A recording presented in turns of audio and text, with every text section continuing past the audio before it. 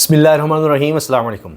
Senior सहाफ़ी हामिद मीर साहब जो कुछ कह रहे हैं, जो कुछ बोल रहे हैं, प्रोग्राम्स में जो बातें कर रहे हैं, जो सवालात पूछ रहे हैं, हत्ता के कॉलम्स में जो लिख रहे हैं, बल्कि जिन जगहों पर जा रहे हैं और मीडिया से बात कर रहे हैं, ये सब इस वक्त मामूली बात नहीं है। ख़ास तौर पर रऊफ़ हसन साहब के साथ जो कुछ हो गया है, उसके बाद हामिद मीर साहब का ये सब कुछ कहना, बोलना, लिखना, बातें करना, इन इश्यूज़ को उठाना, ये भी कोई मामूली बात नहीं है। हत्ता कि अपने प्रोग्राम में उन्होंने राना सनाउल्लाह साहब से जो कुछ कहलवा दिया है वो भी हैरान कुन है। यानी अब ये वक्त आ गया है कि राना सनाउल्लाह साहब रऊफ़ हसन पर होने वाले हमले के हवाले से कहेंगे कि बेहतर है कि फिर सुलह ही कर ली जाए। अब उन्होंने कहा है कि ख्वाजा सराओं तक अगर बात पहुँच गई है तो सुलह कर लेनी चाहिए, और अगर अब ये मामला ख्वाजा सराओं के हाथ में दे दिया गया है तो उसके बाद फिर यही है कि अब सियासतदानों को बैठ जाना चाहिए और बात करनी होगी। ये बात राना सनाउल्लाह ने कही। और ओन अब्बास बपी साहब जो सेनेटर हैं, तहरीक इंसाफ के रहनुमा हैं, उन्होंने कहा कि ये बातें तो हमें करनी चाहिए, जो राना सनाउल्लाह ने कहा ना कि अब ख्वाजा सराओं तक बात चली गई है तो फिर अब सुलह कर लेनी चाहिए। अब हामिद मीर साहब क्या कह रहे हैं और राना सनाउल्लाह साहब ने किस कॉन्टेक्स्ट में बात की है, इसी पर हम बात करेंगे। पहले आप सुनिए कि हामिद मीर साहब क्या कह रहे हैं। एक तो शायर अहमद फरहाद के हवाले से जो केस चल रहा है, वहाँ पर गए हामिद मीर साहब और उसके हवाले से बात भी करते हैं और कहते हैं कि मार्शल लॉ में भी शायरों को गिरफ़्तार किया जाता था, इग़वा नहीं करते थे। और फिर उन्होंने हवाले दिए हैं और फिर उन्होंने कहा कि पता नहीं अब अहमद फरहाद के साथ क्या होगा।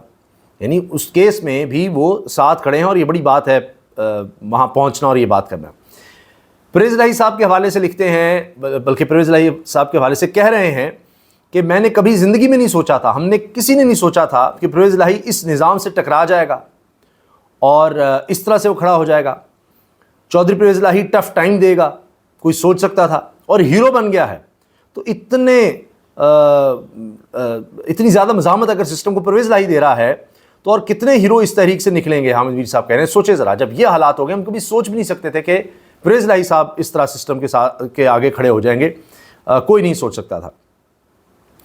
हामिद मीर साहब साथ कह रहे हैं, कच्चे के डाकुओं को सपोर्ट हासिल है, पक्के के डाकू हर जगह पर मौजूद हैं, सिर्फ सिंध में नहीं, पंजाब में भी हैं, बलूचिस्तान में हैं, खैबर पख्तूनख्वा में हैं, इस्लामाबाद में हैं।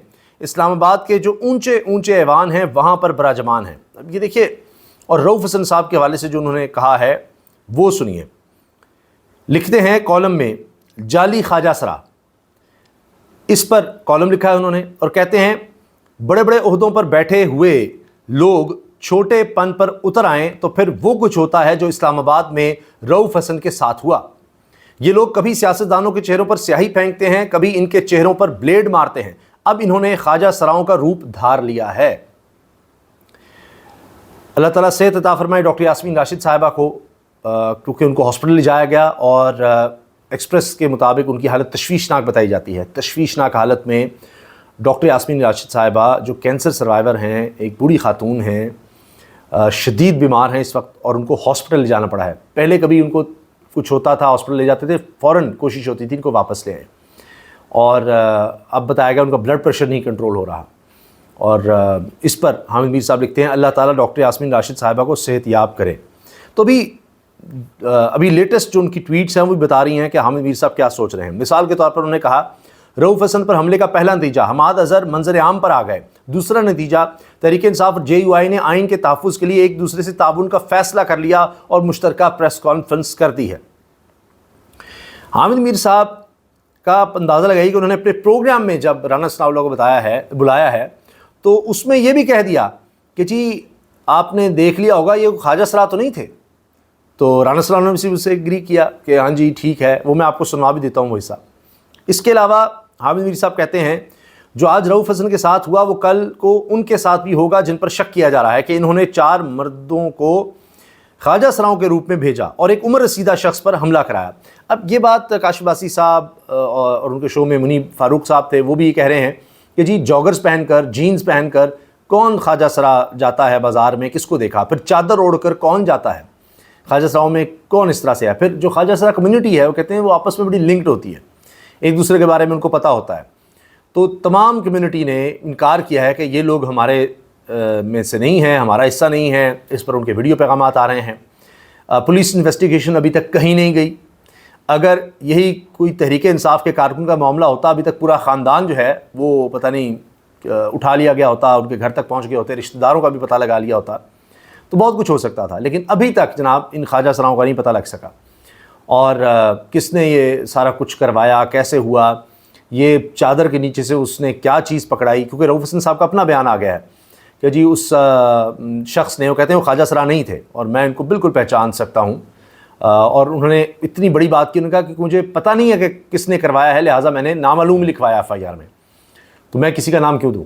پھر وہ کہتے ہیں کہ کوئی چیز تھی جو وہ چادر والے نے، شخص نے، وہ خواجہ سرا نہیں کہہ رہے کہ وہ شخص تھا، اور اس نے اس کو دی ہے، جو پہلے مجھ پر حملہ آور ہوا تھا، کہ وہ کہہ رہا تھا ہم تمہیں بڑی دیر سے ڈھونڈ رہے تھے تو تم اب ہمیں ملے ہو، ہمارے ہاتھ چڑھے ہو، تو اس کو پکڑائی ہے. اور شاید وہ میری گردن کی طرف جانا چاہتے تھے لیکن میں مزاحمت کر رہا تھا، اس لیے وہ چہرے پر وہ زخم آ گیا، اور بہت بڑا زخم ہے، اس پہ باقاعدہ ٹانکے لگے. اب یہ جناب رؤوف حسن صاحب کا بیان ہے، اور رؤوف حسن صاحب آپ دیدہ ہو گئے ہیں ٹیلی ویژن پر. انہوں نے انٹرویو دیا ہے GNN پر بھی، پھر اس کے بعد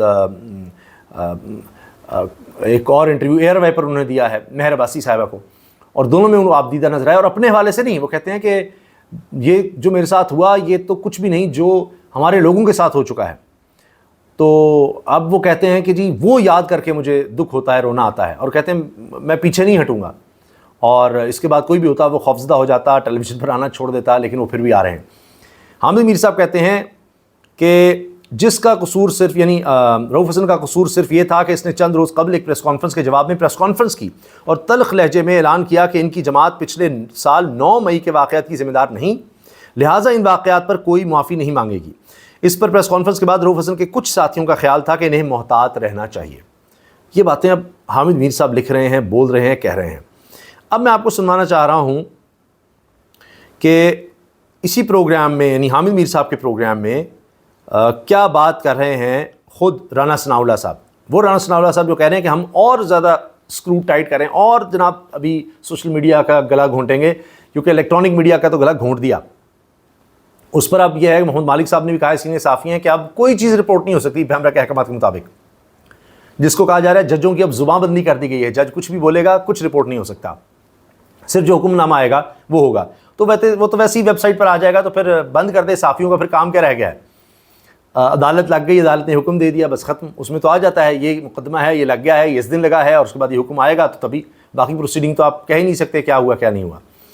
تو خیر اب اس کے بعد جرنلزم تو اس ملک میں ختم ہو گیا، کاروبار ختم ہو گیا، اس میں آزادی ختم ہو گئی، اس میں انسانی حقوق ختم ہو گئے، معیشت تباہ، سیاست تباہ، صحافت تباہ. تو سب کچھ بند کر دیں، انٹرنیٹ بند کر دیں، لوگوں کو گونگا بہرا کر دیں، نابینا کر دیں، سارے معاشرے کے لیے یہ کر دیں، اور ہاتھ پاؤں کاٹ دیں، کوئی بات نہ کر سکے، کچھ سوچ نہ سکے، ان پر پہرے لگا دیں. تو یہ جناب اس طرح ملک چلے گا، اس طرح ملک ترقی کی راہ پر. یہ فارمولہ دیا ہے حکومت نے، یہ ہے ترقی ان کے لیے کہ ہمارے خلاف کوئی بات نہ کرے، حد تک عزت کہا جائے. کوئی عام آدمی کے لیے کچھ نہیں کریں گے. چینی جو عمران خان کے دور میں جناب 70-80 روپے کلو گئی تھی، وہ اس طرح بڑا اسکینڈل تھا. اب 150 روپے ہے تو خاموش. ہر چیز کی قیمت کہاں سے کہاں چلی گئی ہے، لیکن خاموشی، کیونکہ اگر کوئی بولے گا تو پھر قانون اس کے لیے بنائے گئے ہیں. اب جناب یہ سنیے ذرا. تو پھر سیاستدانوں کو چاہیے کہ بیٹھ کے سوچے اس بات کو. لیکن رانا صاحب یہ اصلی خواجہ سرا تو نہیں ہے، یہ تو لگ رہا ہے کہ دو تو پھر کیوں جعلی کہہ رہے ہیں خواجہ سرا نہیں، یہ جعلی سب. پھر خواجہ سرا کیوں ہو رہی ہے کل کی؟ ہاں اگر وہ اصلی نہیں ہے تو پھر بتائیں کون ہے. تو جس نے ان کو بھیجا ہے اس نے دراصل جو پولیٹیشین ہے ان کو ایز اے کمیونٹی ڈیگریڈ کر دیا. ہاں ایز اے کمیونٹی ڈیگریڈ کر دیا. یعنی وہ رانا ثناء اللہ صاحب کو شرم دلا رہے کہ دیکھیں آپ کو بھی سوچنا چاہیے کہ آپ فرنٹ پر ہیں، اور یہ سب کیا ہو رہا ہے، اس پر آپ کا کیا رد عمل ہے، آپ اس پر کیا کہہ رہے ہیں. اور یہ بھی سنیے گا. دوسرا یہ ہے کہ یہ خواجہ سراؤں والی بات بھی جو ہے یہ بھی سمجھ سے بالا تر ہے. یہ بڑی پرامن کمیونٹی ہے، اور آج تک میں نے تو نہیں سنا کہ کسی خواجہ سرا نے، بلکہ ان کے ساتھ ہمیشہ ظلم ہی ہوا ہے. وہ بھی انکاری ہیں کہ یہ جو حملہ کیا ہے خواجہ سراؤں نے کیا ہے. یہ رانا ثناء اللہ صاحب ہیں جو اب کابینہ کا بھی حصہ ہیں. ان کو یہ ہمیشہ مارا گیا ہے. تو اگر نوبت اب خواجہ سراؤں تک آ گئی ہے تو میرا خیال ہے کہ پھر ان کو صلح کر لینی چاہیے، اور یہ بات جو ہے نا یہ بیٹھ کے طے کرنی چاہیے. یہ بات بیٹھ کے طے کرنی. وہ بھی ان کو خواجہ سرا نہیں مان رہے. یہ وہ رانا ثناء اللہ صاحب ہیں جنہوں نے سب سے زیادہ ریڈز کا تحریک انصاف کے خلاف ریکارڈ بنایا ہوگا، سب سے زیادہ گرفتاریوں کا، اور یہ سب کچھ ان کے دور میں جس طرح کیسز بنے ہیں وہ سب کچھ کروایا، وہ بھی جناب کہہ رہے ہیں کہ جی خواجہ سرا نہیں تھے۔ تو یہ اس واقعے کے حوالے سے جناب سوچ چل رہی ہے، اور لگتا نہیں ہے کہ جس مقصد کے لیے حملہ کروایا گیا تھا، چاہے وہ ڈرانے کے لیے یا یہ کہ جی پتہ نہ لگے کس نے کروایا ہے، تو وہ معاملہ لگتا ہے کہ الٹا پڑ گیا ہے۔ اور اس سے پہلے میں نے آپ سے عرض کیا کہ سمیع ابراہیم صاحب پر بھی اسی طرح کے اٹیک کی کوشش ہوئی تھی، تو وہ شاید لگا کہ اچھا وہ ڈائی ڈاؤن ہو گیا، ابھی تک نہیں پتہ لگ سکا، تو یہ طریقہ کار اب بڑا بہتر ہے، اس کے ذریعے کچھ آگے بڑھا جائے۔ تو یہ حکومت اگر یہ کہتی ہے کہ جی ایسے واقعات ہوتے رہتے ہیں تو لیکن ہم کوئی کوتاہی نہیں کریں گے، تو کوتاہی تو ہو رہی ہے، کیونکہ اتنا وقت گزرنے کے بعد اگر آپ اسلام آباد میں سیف سٹی، کیمرے، فلاں فلاں فلاں یہ کچھ نہیں کر سکتے، تو پھر آپ کیا کہیں گے کہ دہشت گردی کے خلاف آپ کیسے کارروائیاں کر سکتے ہیں، کیسے آپ دہشت گردی کو روک سکتے ہیں؟ اجازت دیجیے، اللہ حافظ۔